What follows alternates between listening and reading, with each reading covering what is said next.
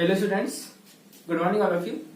Last class में हमारा topic चल रहा था चार्ज डिस्ट्रीब्यूशन, जिस टॉपिक में हमने ये जाने थे कि चार्ज डिस्ट्रीब्यूशन कितने टाइप का होता है। There are two type of charge distribution. First one is discontinuous charge distribution, second one is continuous charge distribution. और हमको हमारे सिलेबस में कंटिन्यूअस चार्ज डिस्ट्रीब्यूशन के बारे में पढ़ना है। कंटिन्यूअस चार्ज डिस्ट्रीब्यूशन को भी 3 पार्ट में डिवाइड किया गया है। There are 3 type of continuous charge distribution. First one is linear charge distribution, second one is surface charge distribution and third one is volume charge distribution। ठीक है, तो आज का जो टॉपिक है हमारा application of Gauss theorem. Application of Gauss theorem में हम पहला एप्लीकेशन गॉस थ्योरम का आज स्टडी करने वाले हैं। इस टॉपिक को एक स्टार्ट करने से पहले लास्ट क्लास में कुछ इंपॉर्टेंट पॉइंट्स छूट गए थे, उसके बारे में हम डिस्कस कर लेते हैं। ठीक है, तो हमने देखे थे लास्ट क्लास में लीनियर चार्ज डिस्ट्रीब्यूशन में linear charge density, linear charge density. ठीक है, इसका सिंबल मैंने आपको क्या बताया था। लीनियर चार्ज डेंसिटी का सिंबल होता है लेमडा और इसका फार्मूला होता है lambda is equal to charge per unit length.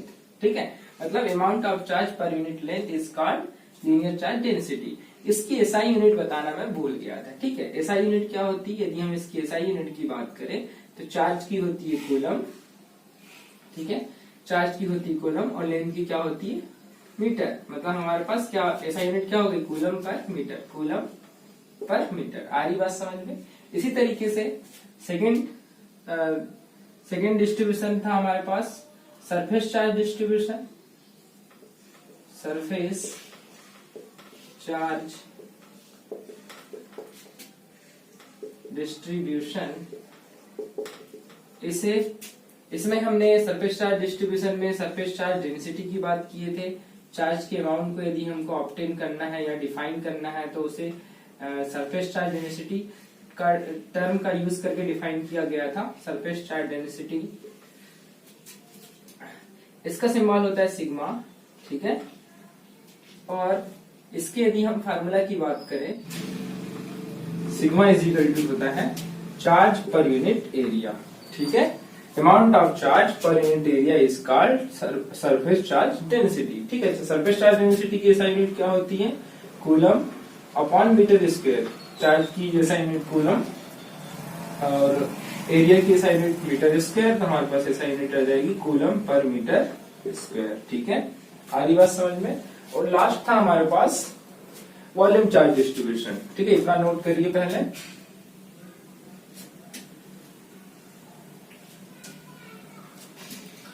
आज का जो हमारा एप्लीकेशन है गॉस थ्योरम का, उसमें लीनियर चार्ज डेंसिटी का जो फार्मूला है, इस फार्मूले का यूज होने वाला है। ठीक है, तो आपको ये बात ध्यान रखना है।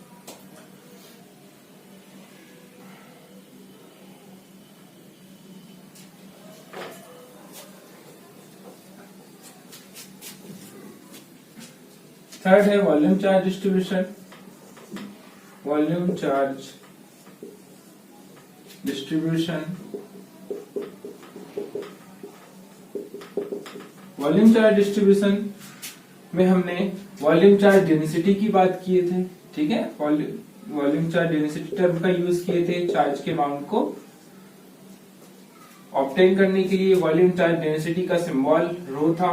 ठीक है, रो से इसको दर्शाते हैं, डिनोट करते हैं रो से, आपको ध्यान रखना है। और रो का फार्मूला क्या होता है, rho is equal to charge upon volume. ठीक है, amount of charge per unit volume is called volume charge density. तो ऐसा यूनिट क्या हो जाएगी इसकी, कूलम पर मीटर क्यूब। ठीक है, कूलम पर मीटर क्यूब। आई बात समझ में, इतना नोट करिए। इसके बाद हम आज का टॉपिक स्टार्ट करेंगे।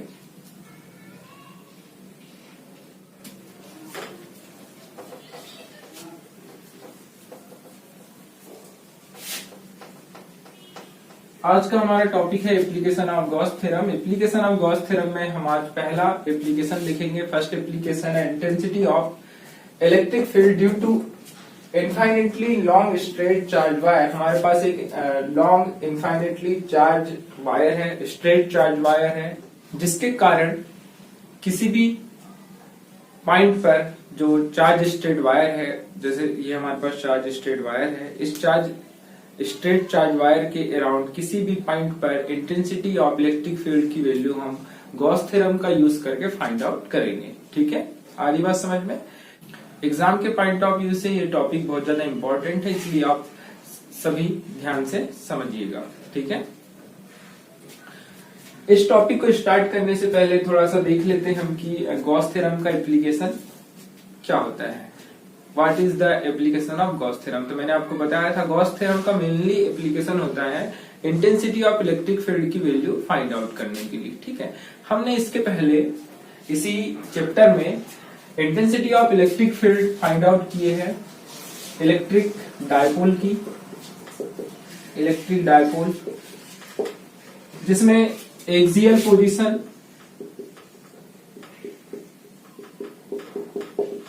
और coaxial position and eight any point. ठीक है, ये 3 टॉपिक हमने कवर किए थे।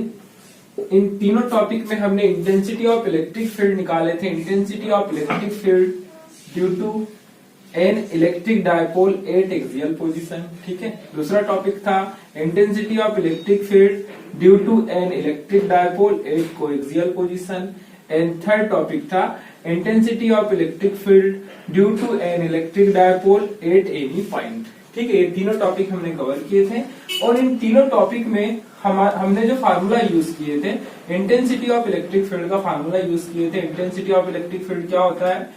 Coulomb force divide by magnitude of test charge. ठीक है, ये फार्मूला होता है। और इंटेंसिटी ऑफ इलेक्ट्रिक फील्ड में जब हम फोर्स की वैल्यू रखेंगे तो ये कूलम फोर्स की हमारी बात हो रही। कूलम फोर्स क्या होता है? के Q1 Q2 अपॉन आर का स्क्वायर। ठीक है, तो यहाँ पर हमने चार्ज क्या कंसीडर किए थे? Q नॉट कंसीडर किए थे डिवाइड बाय आर का square divide by Q not. ठीक है, Q नॉट से Q नॉट कैंसिल हो गया था। हमारे पास जो फार्मूला आया था के Q अपॉन आर का स्क्वायर। ठीक है, is equal to 1 upon 4 pi epsilon naught Q upon R का स्क्वायर। ठीक है, ये फार्मूला बनेगा K की वैल्यू रखने के बाद।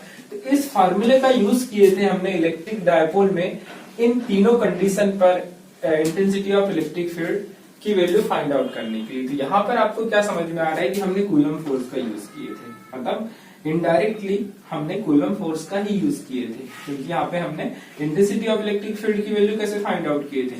फोर्स कि डिवाइड बाय में हमने मैग्नीट्यूड ऑफ टेस्ट चार्ज दिए थे। ठीक है, और इंटेंसिटी ऑफ इलेक्ट्रिक फील्ड की वैल्यू फाइंड आउट किए थे। तो ये तीनों जो टॉपिक थे इसमें कूलम्स लॉ का अप्लाई किया जा रहा था। कूलम्स लॉ का यूज करके इंटेंसिटी ऑफ इलेक्ट्रिक फील्ड को फाइंड आउट किया जा रहा था। लेकिन कुछ कुछ ऐसे स्पेशल केसेस होते हैं जहां पर हम कूलम्स लॉ अप्लाई नहीं कर सकते हैं। ठीक है, उन केसेस पर हम गॉस थ्योरम का यूज करते हैं। आ रही बात समझ में?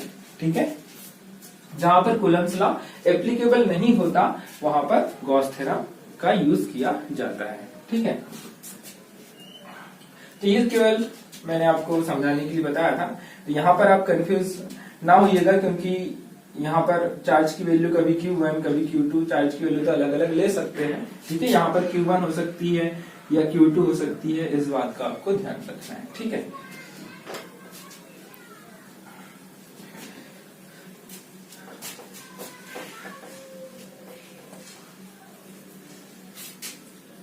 ठीक है, तो हमारा आज का टॉपिक स्टार्ट करते हैं हम। Intensity of electric field due to an infinitely long straight charge wire. Long straight charge wire है हमारे पास। Consider we have a long straight charge wire.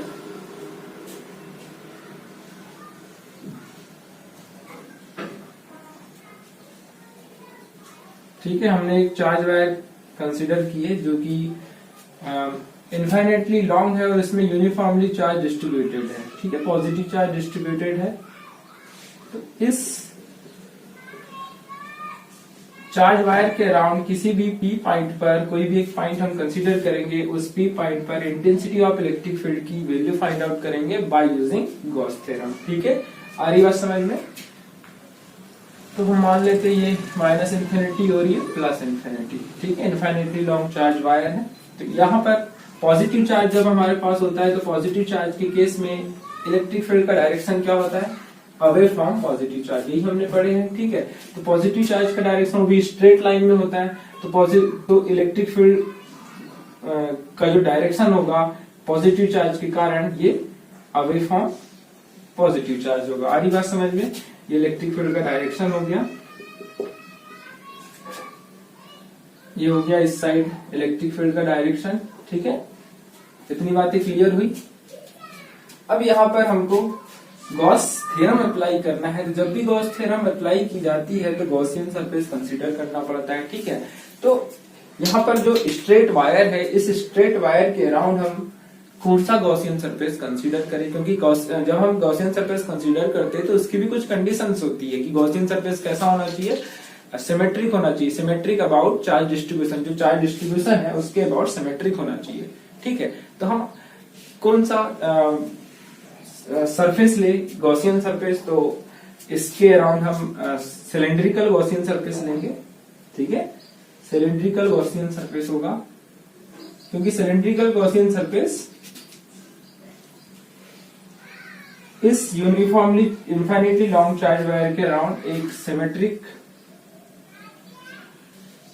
Symmetric diagram बना रहा है। ठीक है, मतलब यहाँ पर जो गॉसियन सरफेस हमने लिए है सिलेंड्रिकल गॉसियन सरफेस है, और ये क्या है, चार्ज डिस्ट्रीब्यूशन के अराउंड सिमेट्रिक है। इस साइड भी देखिए आप, इस साइड और इस साइड दोनों का इस चार्ज डिस्ट्रीब्यूशन जो स्ट्रेट लॉन्ग चार्ज वायर है, इसके लेफ्ट हैंड साइड में भी आप यदि इसे देखते हैं और राइट हैंड साइड में भी आप इसे देखते हैं तो शेप दोनों का एक जैसे है। ठीक है, तो हम ये कहेंगे कि ये जो गॉसियन सरफेस है सिमेट्रिक है अबाउट चार्ज डिस्ट्रीब्यूशन के। ठीक है, कंसीडर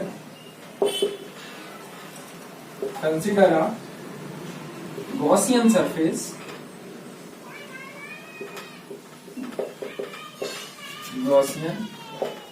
सरफेस, और यहां पर हमने गॉसियन सरफेस क्या कंसीडर किए हैं,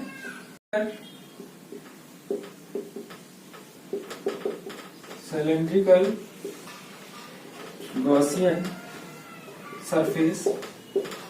ठीक है, और ये सरफेस कैसा होना चाहिए, सिमेट्रिक होना चाहिए, तो ये सिमेट्रिक भी है।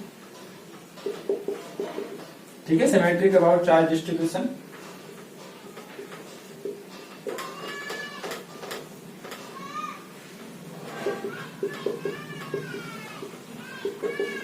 ठीक है, और intensity of electric field, value of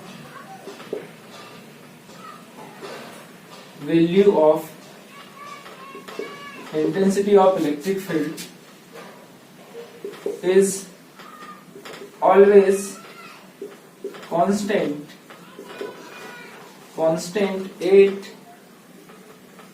any point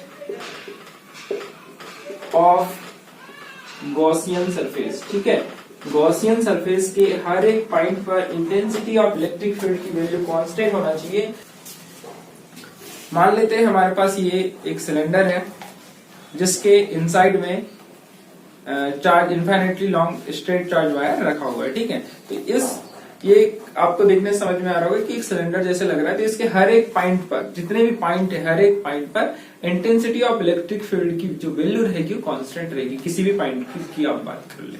ठीक है, आ रही बात समझ में? तो ये गॉसियन सरफेस की कंडीशंस होती है, सिमेट्रिक होना चाहिए अबाउट चार्ज डिस्ट्रीब्यूशन के, value of electric field is always constant at any point of Gaussian surface, हर एक पॉइंट पर, चाहे इस पॉइंट की बात करें, इस पॉइंट की, सारे पॉइंट की, जितने भी पॉइंट यहाँ पर हम कोई भी पॉइंट कंसिडर कर सकते हैं, उस पॉइंट पर इंटेंसिटी ऑफ इलेक्ट्रिक फील्ड की वैल्यू हमेशा कांस्टेंट होना चाहिए। ठीक है, इतनी बातें आप नोट करिए।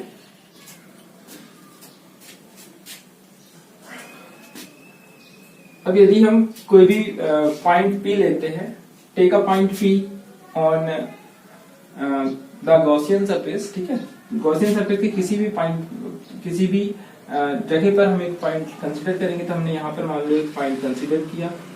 ठीक है, इसका यहां से यहां तक का डिस्टेंस r, स्मॉल r। आ रही बात समझ में इतनी? ठीक है, ये हमारे पास पॉइंट P है। इस P पॉइंट पर इंटेंसिटी ऑफ इलेक्ट्रिक फील्ड का डायरेक्शन क्या रहेगा, ये इंटेंसिटी ऑफ इलेक्ट्रिक फील्ड का डायरेक्शन है, और एरिया वेक्टर का डायरेक्शन क्या रहेगा, ये एरिया वेक्टर का डायरेक्शन रहेगा। ठीक है, एरिया वेक्टर हमेशा कैसा होता है, perpendicular to Gaussian surface. Gaussian surface के परपेंडिकुलर होता है एरिया वेक्टर, ठीक है। जैसे हमारे पास गॉसियन सरफेस है तो इस गॉसियन सरफेस के हमेशा एरिया वेक्टर कैसा रहेगा, परपेंडिकुलर रहेगा। ऐसा चाहे तुम किसी साइड से भी ले लो, हमेशा एरिया वेक्टर परपेंडिकुलर रहने वाला है। एक गॉसियन सरफेस ये भी बनेगा ऊपर और एक गॉसियन सरफेस नीचे बनेगा, तो यहाँ पर एरिया वेक्टर कैसा रहेगा, हमेशा परपेंडिकुलर और आउटवर्ड। मैंने आपको बताया था कि जो भी 3D क्लोज सरफेस होते हैं, मतलब 3D सरफेस की यदि हम बात करें, क्लोज सरफेस की यदि हम बात करें, तो क्लोज सरफेस में हमेशा एरिया वेक्टर आउटवर्ड डायरेक्शन में होता है, इसके अंदर नहीं रहेगा, इनसाइड डायरेक्शन में नहीं रहेगा। मतलब एरिया वेक्टर यदि मैं ऐसा लूं ये रॉन्ग हो जाएगा, क्योंकि क्लोज सरफेस है और क्लोज सरफेस के लिए नियम होता है कि एरिया वेक्टर हमेशा आउटवर्ड डायरेक्शन में रहेगा, ऐसे आउटवर्ड डायरेक्शन में रहेगा, ऐसे आउटवर्ड डायरेक्शन में रहेगा और हमेशा सरफेस के परपेंडिकुलर रहेगा। तो इस सरफेस के लिए एरिया वेक्टर ऐसा रहेगा परपेंडिकुलर, ठीक है। इस सरफेस के लिए एरिया वेक्टर ऐसा रहेगा और इस सरफेस के लिए एरिया वेक्टर ऐसा रहेगा, ठीक है। तो यहाँ पे तीनों सरफेस को हम पर्टिकुलर नाम दे देते हैं। इसको हमने दे दिए, ये वाला जो सरफेस है इसको हम नाम दे देते S1, ठीक है। ये वाला जो सरफेस दिख रहा है, ये जो सरफेस है इसको हमने नाम दे दिए S1, इसको दे देते S2 और इसको दे देते S3। तो हमारे ऊपर डिपेंड करता है, हम किसी को भी कोई भी नाम दे सकते हैं। ये सरफेस S2 हो गया और ये सरफेस S3 हो गया। आ रही बात समझ में, ये S1, ये S2 और ये S3, ठीक है। अब हम जैसे यहाँ पर P पॉइंट कंसीडर किए तो इस P पॉइंट के अराउंड एक स्मॉल रीजन हम ले लेंगे, ठीक है। स्मॉल रीजन जैसे कि हम पहले जब हमने गॉस थ्योरम पढ़े थे और गॉस थ्योरम का जब हमने डेरिवेशन किए थे तो वहां पे हमने कंसीडर किए थे कि एक स्मॉल रीजन हम लेंगे, यहाँ पे इलेक्ट्रिक फ्लक्स की वैल्यू निकालेंगे सबसे पहले, ठीक है। फिर उसका इंटीग्रेशन करेंगे, वही सेम स्टेप यहाँ पर रहेगी। उसी तरीके से यहाँ पर कोई एक पॉइंट कंसीडर कर लेते हैं हम, जैसे ये वाला पॉइंट मैंने ले लिया, ये पॉइंट यदि मैंने ले लिया, इसको मैंने मान लिया P पॉइंट है, ठीक है, इस सरफेस का।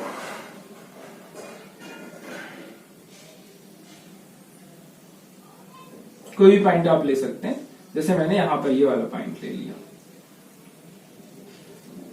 ठीक है। यहाँ पर P पॉइंट ले लिया पर्टिकुलर, ठीक है। आरी बात समझ में, यहाँ पर इंटेंसिटी ऑफ इलेक्ट्रिक फील्ड का डायरेक्शन तो ये रहेगा, ये वैसे भी इनफाइनेटली लॉन्ग चार्ज वायर है, ये इंटेंसिटी ऑफ इलेक्ट्रिक फील्ड का डायरेक्शन रहेगा, ठीक है। आरी बात समझ में, ये इंटेंसिटी ऑफ इलेक्ट्रिक फील्ड का डायरेक्शन और एरिया वेक्टर का डायरेक्शन क्या रहेगा, अपवर्ड रहेगा, ये एरिया वेक्टर का। तो इसको हम क्या लेंगे, DS2 लेंगे, ठीक है। ये क्यों DS2 क्यों लिए, क्योंकि हमने सरफेस एरिया क्या माने, इसका S2 माने हैं, ठीक है। इसका सरफेस एरिया S1 माने तो इसका DS1 लेंगे एरिया वेक्टर, ठीक है। आ रही बात समझ में। वैसे इसके एरिया वेक्टर की बात करते तो यहाँ पर कोई पॉइंट कंसीडर कर लो, कहीं भी कर सकते हैं आप पॉइंट, ठीक है। यहाँ पर एक पॉइंट कंसीडर कर लो P, ये हो गया P1, ये हो गया P2 और ये हो गया P3, ठीक है। इस पॉइंट पर ये रहेगा एरिया वेक्टर का डायरेक्शन DS3 और इंटेंसिटी ऑफ इलेक्ट्रिक फील्ड का डायरेक्शन ऐसा रहेगा, ठीक है। तो आप देखिए यहाँ पर इन दोनों के बीच में S1 सरफेस पर एरिया वेक्टर और इंटेंसिटी ऑफ इलेक्ट्रिक फील्ड, जो इलेक्ट्रिक फील्ड का डायरेक्शन है और एरिया वेक्टर जो है DS1, इन दोनों के बीच में एंगल कितना बन रहा है, 0 बन रहा है, ठीक है। यहाँ पर थीटा की वैल्यू क्या है, यहाँ पर थीटा की वैल्यू 0 है, यहाँ पर थीटा की वैल्यू क्या है, 90 है, यहाँ पर थीटा क्या है, 90 है, यहाँ पर थीटा क्या है, यहाँ पर भी थीटा 90 रहेगा। आ रही बात समझ में। S2 में भी क्या रहेगा, थीटा 90 रहेगा, ठीक है। इतनी बातें क्लियर हुई, इतना नोट करिए, डायग्राम अच्छे से नोट करिए।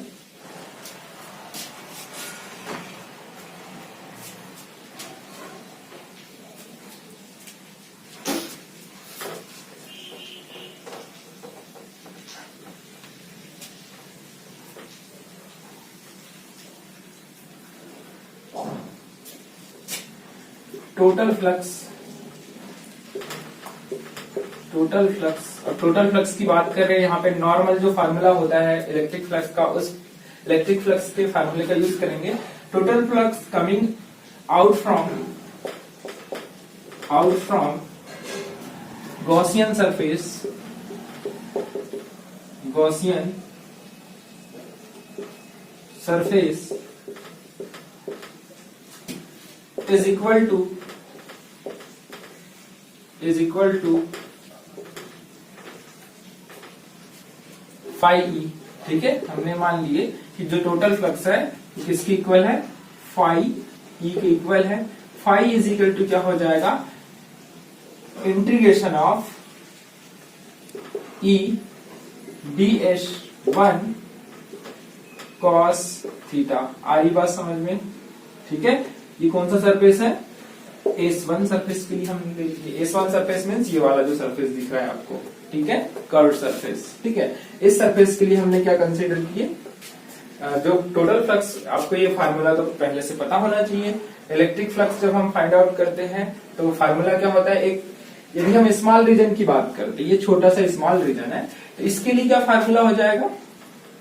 फाई डी फाई, क्योंकि स्मॉल फ्लक्स बाहर निकलेगा एक पर्टिकुलर छोटे से रीजन से, स्मॉल रीजन से। D phi is equal to होता है E D S cos theta, यही हमने पढ़े हैं। ठीक है, अब ऐसे स्मॉल रीजन बहुत सारे हम कंसीडर करेंगे, बहुत सारे कंसीडर करेंगे इस सरफेस एरिया में। ये जो कॉर्ड सरफेस एरिया सिलेंडर का, ठीक है, ये जो एरिया है सिलेंडर का, ये वाला जो एरिया, इस एरिया की बात कर रहा हूँ, ठीक है, इस एरिया की। तो इस एरिया में हम पर्टिकुलर छोटे छोटे स्मॉल रीजन कंसीडर करेंगे और उसमें इलेक्ट्रिक फ्लक्स की वैल्यू निकालेंगे। तो सब में D phi E is equal to E D S cos theta, यही E D S one cos theta electric flux की वैल्यू आएगी। इसके बाद इसका हम इंटीग्रेशन करेंगे, तो इंटीग्रेशन, क्योंकि हमको टोटल फ्लक्स की वैल्यू चाहिए तो इंटीग्रेशन करना पड़ेगा। तो फाई इज इक्वल टू क्या हो जाएगा? फाई इज इक्वल टू हो जाएगा integration of D phi E is equal to integration of E D S one cos theta. तो मैंने यहाँ पर डायरेक्ट लिखा है, तो उसमें आप कंफ्यूज ना होइएगा, मैंने यहाँ डायरेक्ट लिख दिया। इलेक्ट्रिक फ्लक्स की वैल्यू इस सरफेस के लिए मैंने इतना मान लिया, टोटल इलेक्ट्रिक फ्लक्स। आ रही बात समझ में? ठीक है, तो यहाँ पर 3 सरफेस है, S1 है, S2 है, S3 है, सबके लिए अपना अलग अलग इलेक्ट्रिक फ्लक्स की वैल्यू होगी। तीनों की इलेक्ट्रिक फ्लक्स की वैल्यू को सम कर दिया जाएगा। ठीक है, वैसे ही हम जब S2 की बात करेंगे, तो S2 के लिए हम क्या कंसीडर करेंगे? Integration of E D S two cos theta. आ रही बात समझ में? ठीक है, integration of E D S two cos theta consider की हमने। अच्छा, यहाँ पे एरो का साइन आप नहीं लगाइएगा, क्योंकि मैंने यहाँ पर कॉस थीटा साथ में लिया है। जब मैं कॉस थीटा हटाऊंगा तब आप यहाँ एरो लगा सकते हैं। ठीक है, आ रही बात समझ में? ठीक है, हाँ, तो मैं ये बोल रहा था कि सेकेंड सरफेस के लिए, ये सेकेंड सरफेस की बात हो रही है, तो सेकेंड सरफेस के लिए जब आप इलेक्ट्रिक फ्लक्स की वैल्यू निकालेंगे तो यहाँ पर भी बहुत सारे पॉइंट कंसीडर करेंगे। ठीक है, तब वैल्यू क्या हो जाएगी? D phi E is equal to E D S two cos theta हो जाएगी। और फिर सिंपल, फिर इंटीग्रेशन आप करेंगे, तो इंटीग्रेशन करने के बाद D S two integration of E D S two cos theta phi के इक्वल होगा। ठीक है, तो यही मैंने यहाँ पर लिख दिया डायरेक्ट। आ रही बात समझ में? ठीक है, प्लस अब थर्ड सरफेस की बात करते हैं। थर्ड सरफेस हमारे पास है, थर्ड क्लोज सरफेस हमारे पास है S3, और S3 के लिए क्या हो जाएगा? फार्मूला हमारे पास E D S three cos theta. ठीक है, आ रही बात समझ में इतनी? E D S three cos theta, जैसे इनका निकाले वैसे इनका भी निकालेंगे। ठीक, तो आपको डायरेक्ट ऐसे ही इसी स्टेप को अप्लाई करना है। ठीक है, इतना नोट करिए।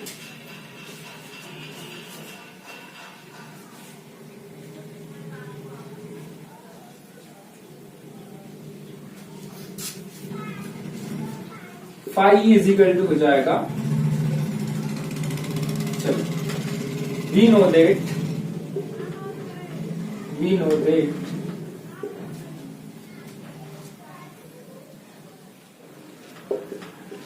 For S1 surface, for S2 surface and for S3 surface। ठीक है, सबसे पहले आप देखिए S1 सरफेस में, फॉर S1 सरफेस में यदि हम इन दोनों के बीच का एंगल देखें, ई डी एस वन, ये ई है इलेक्ट्रिक फील्ड का डायरेक्शन है, और डी एस वन का डायरेक्शन है, दोनों सेम डायरेक्शन में, एंगल क्या बनेगा? 0 बनेगा। हम क्या बोल सकते हैं कि जो ई है इलेक्ट्रिक फील्ड है, ये पैरेलल है। ठीक है, एक दूसरे के पैरेलल है डी एस वन, मतलब ये दोनों एक दूसरे के क्या रहेंगे? पैरेलल रहेंगे। मतलब यहाँ पे थीटा की वैल्यू क्या हो जाएगी? थीटा की वैल्यू क्या हो जाएगी? 0 हो जाएगी। आ रही बात समझ में? ठीक है, यहाँ पर देखिए फॉर S2 सरफेस, ये S2 सरफेस है, यहाँ पर थीटा की वैल्यू 90 है और दोनों एक दूसरे के परपेंडिकुलर है, तो हम क्या बोलेंगे? इलेक्ट्रिक फील्ड का जो डायरेक्शन है, ये इलेक्ट्रिक फील्ड जो है ये परपेंडिकुलर है ds 2k, ठीक है। और थीटा की वैल्यू क्या हो जाएगी यहाँ पर 90 हो जाएगी। इसी तरीके से थर्ड सरफेस के लिए देखिए इलेक्ट्रिक फील्ड की value, sorry direction of electric field is perpendicular to ds3, area vector ds3। यहाँ पर थीटा की वैल्यू कितनी हो जाएगी 90 हो जाएगी, इतना नोट करिए। अब यहाँ पर जो भी थीटा की वैल्यू हमारे पास आई है सारी थीटा की वैल्यू यहाँ पर पुट कर देंगे। cos थीटा ds, इस S1 सरफेस में cos थीटा की वैल्यू जो है उसको यहाँ पुट करेंगे, S2 सरफेस में जो थीटा की वैल्यू है उसे यहाँ पुट करेंगे, और S3 सरफेस में जो थीटा की वैल्यू है उसे यहाँ पुट करेंगे। ठीक है, आ रही बात समझ में? नोट करिए इसे।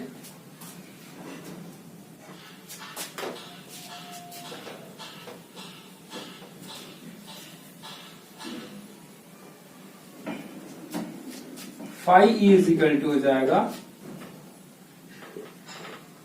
Integration S1 e ds1 cos 0, ठीक है, यहां पर cos 0 plus integration S2 e ds2 cos 90 plus integration of surface S3 e ds3 cos 90, ठीक है। थीटा की वैल्यू हमने पुट कर दी यहाँ पर। cos 90 की वैल्यू क्या होती है 0 होती है, तो ये दोनों टर्म क्या हो जाएंगे 0 हो जाएंगे, ठीक है। cos 90 की वैल्यू 0 होती है, दोनों टर्म 0 हो जाएंगे, और cos 0 की वैल्यू 1 होती है, तो हमारे पास केवल एक ही टर्म बचेगा e ds1 cos 0 की वैल्यू 1 हो जाएगी, तो हमारे पास एक ही टर्म बचा phi is equal to integration of e ds1, ठीक है। बाकी क्या हो जाएंगे 0 हो जाएंगे, ठीक है, इतना नोट करिए।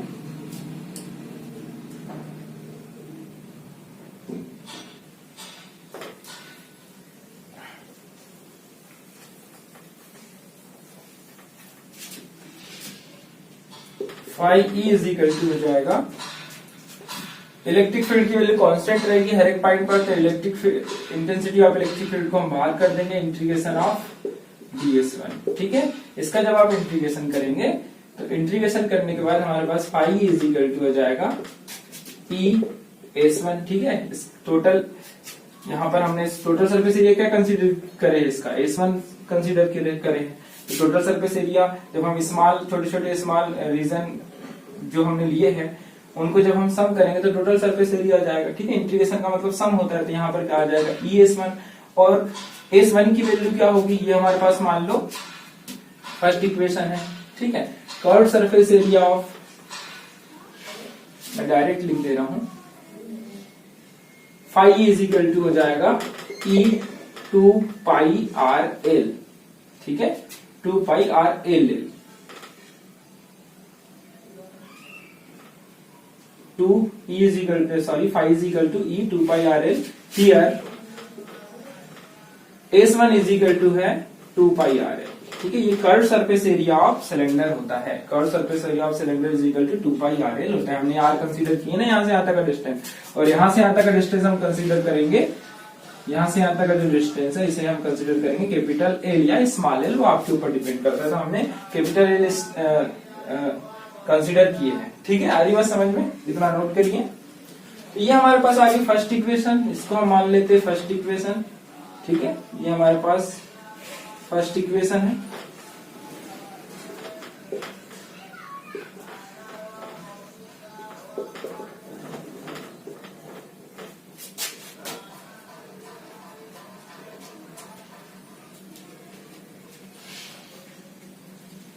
ठीक है। इस इक्वेशन को आप ध्यान रखिएगा।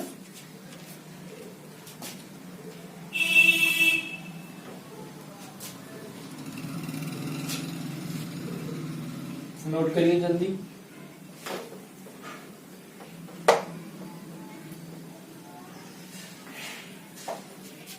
Now apply Gauss theorem.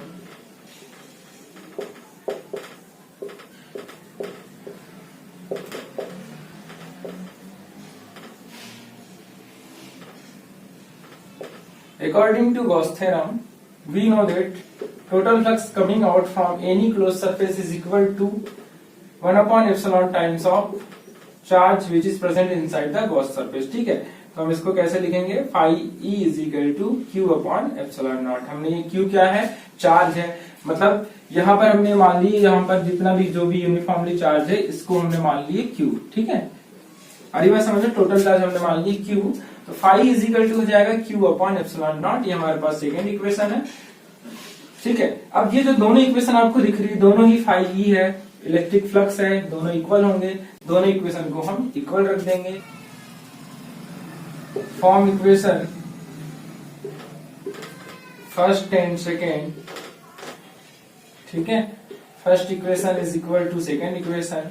Phi E की वैल्यू क्या है, ई 2πr/l इज इक्वल टू हो जाएगा Q/ε0। ठीक है, यहां पर हम E की वैल्यू निकाल लेंगे, इलेक्ट्रिक फील्ड इंटेंसिटी की वैल्यू हो जाएगी हमारे पास E इज इक्वल टू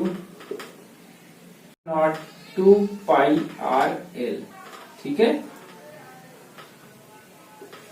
अगली बात समझ में, E is equal to Q/ε0 और ये 2πr/l को हमने इधर ट्रांसफर कर दिए, तो ये हमारे पास आ गई थर्ड इक्वेशन। ठीक है, इतना नोट करिए।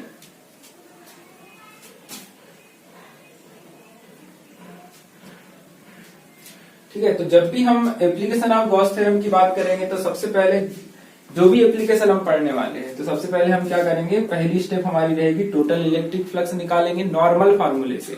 ठीक है, नॉर्मल फार्मूले से हमने इलेक्ट्रिक फ्लक्स की वैल्यू पहले निकाले, फिर उसके बाद हम गॉस थ्योरम अप्लाई करेंगे, और गॉस थ्योरम के अकॉर्डिंग तो हमेशा जो इलेक्ट्रिक फ्लक्स की वैल्यू रहेगी वो Q is equal to Q/ε0 की इक्वल रहेगी। फिर दोनों को इक्वल रख देंगे। ठीक है, और इलेक्ट्रिक फील्ड इंटेंसिटी की वैल्यू ऑब्टेन करेंगे। आ रही बात समझ में? ठीक है, कितना नोट करिए जल्दी।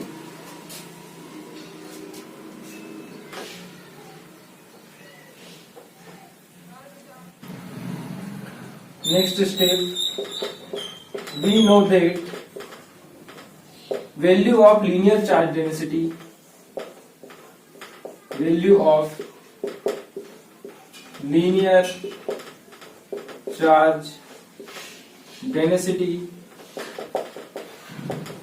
Is equal to, linear charge density क्या होती है बताइए, लीनियर चार्ज डेंसिटी का सिंबल क्या होता है, लेम्डा, और लेम्डा इज इक्वल टू होता है चार्ज पर यूनिट लेंथ। तो यहाँ पर हमने लेंथ कंसीडर की है इसकी कैपिटल L और चार्ज कंसीडर किए Q, तो हमारे पास surface charge density sorry linear charge density is equal to कितना हो जाएगा, lambda is equal to Q/L। ठीक है, ये हो गई हमारे पास फोर्थ इक्वेशन। इस फोर्थ इक्वेशन से हम यहां से हम Q की वैल्यू फाइंड आउट कर लेते हैं, तो Q इज इक्वल टू क्या हो जाएगा, लेम्डा L। ठीक है, आगे बात समझ में, Q की वैल्यू यहां से हम निकालेंगे तो Q इज इक्वल टू हो जाएगा लेम्डा L। ये हो जाएगा हमारे पास, ये फोर्थ इक्वेशन हो जाएगी। इस फोर्थ इक्वेशन की वैल्यू हम थर्ड इक्वेशन में पुट करेंगे तो हमें इंटेंसिटी ऑफ इलेक्ट्रिक फील्ड की वैल्यू फाइनली ऑब्टेन हो जाएगी। ठीक है, आगे बात समझ में। तो स्टेप बाय स्टेप, ज्यादा फार्मूले है नहीं, गॉस थ्योरम का फार्मूला याद रखना है, इलेक्ट्रिक फ्लक्स का फार्मूला याद रखना है आपको, और लीनियर चार्ज डेंसिटी का फार्मूला याद रखना है। और उसके अलावा 2πr/l किसका था, curve surface area of cylinder, cylinder का कर्व सरफेस एरिया, उसका फार्मूला था 2πr/l, इसे भी आपको याद रखना है। ठीक है, तो 3-4 फार्मूले हैं जिनका यूज होगा इस डेरिवेशन में। ठीक है, इतना नोट करिए जल्दी।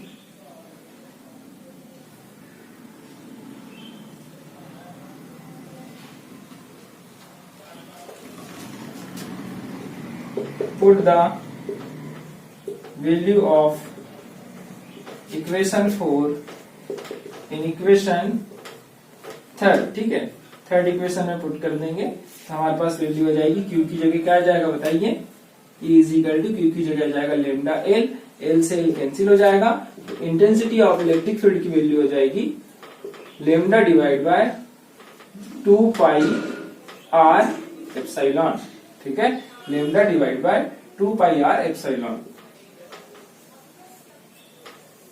तो ऐसा यूनिट क्या होती है, न्यूटन पर कूलम। ठीक है, ऐसा यूनिट लिखना ना भूलिएगा, ऐसा यूनिट यदि आप नहीं लिखेंगे तो नंबर आपके कट सकते हैं। ठीक है, लेम्डा डिवाइड बाय 2πr/ε। ठीक है, तो ये फाइनली हमको इंटेंसिटी ऑफ इलेक्ट्रिक फील्ड की वैल्यू ऑब्टेन होगी, इसे आप नोट करिए। ठीक है, आई होप कि आपको आज की क्लास में मैंने जो टॉपिक कवर कराया है वो आपको अच्छी तरीके से समझ में आया होगा। ठीक है, एग्जाम के पॉइंट ऑफ व्यू से बहुत ज्यादा इंपॉर्टेंट है ये टॉपिक। जब आप एग्जाम में इसको सॉल्व करेंगे तो आपको डायग्राम बहुत अच्छे से क्लियर होना चाहिए, डायग्राम अच्छे से आपको बनाना है और साथ में डेरिवेशन आपको बहुत अच्छे से करना है। ठीक है, आई बात समझ में? तो आज की क्लास हम यहीं पर एंड करते हैं। Thank you.